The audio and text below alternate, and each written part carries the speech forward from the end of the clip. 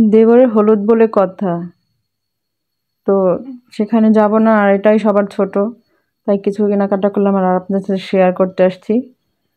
এই হচ্ছে কিছু কাপড় চোপড় লাগবে আর হলুদের জন্য সবগুলো মিলেই যতটা লাগবে ততটা তো করতে পারি নাই, তো সবাই যতটা দরকার সেটাই মানে যতটুকু পারলাম। তো 2টা 3 পিস নিলাম আমার নিজের জন্য, তারপর এই যে 2 ছেলে আর বাবার জন্য সেম পাঞ্জাবি, যেহেতু হলুদের প্রোগ্রাম সেজন্য আর কি হলুদ।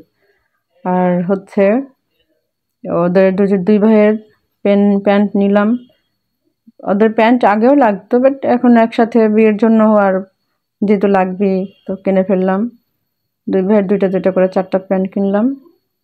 সবসময় চেষ্টা করি যে যাতে এক রকমের হয়, সব ছোটবেলা থেকে তাই করে আসছি, বাট এখন থেকে একটু চেঞ্জ করতে হবে, যেহেতু ছোট ছেলে মাদ্রাসায় পড়ে আর বড় ছেলে স্কুলে পড়ে সেজন্য। তো যেহেতু ওটা কুমিল্লাতে অনেক ঠান্ডা পড়ে সেজন্য কিছু শীতের কাপড়ও নিতে হবে। 2টা ট্রাউজার নিলাম। আর আমার বড় ছেলেটা কখনোই কিছু চায় না, তো যাই কিনি আমি নিজে থেকে কিনি। ফাইনালি আমার শাড়ি দেখে বলবেন সবাই কেমন হয়েছে শাড়িটা আর আমাকে কেমন লাগবে।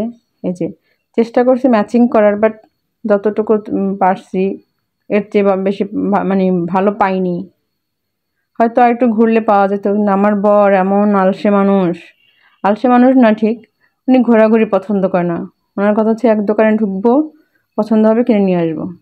সেটা কি হয়, কেনাকাটার সময় একটু ঘুরে দেখলে দেখা যায় যে এটা চেয়ে একটু ভালো হয়, হয়তো কালার বা প্রিন্ট বা যাই হোক, একটু ঘোরা উচিত। আমি মনে করি কেনাকাটা করার সময় এগুলো একটু ঘুরে দেখো, কিন্তু তার বেলা সেটা না।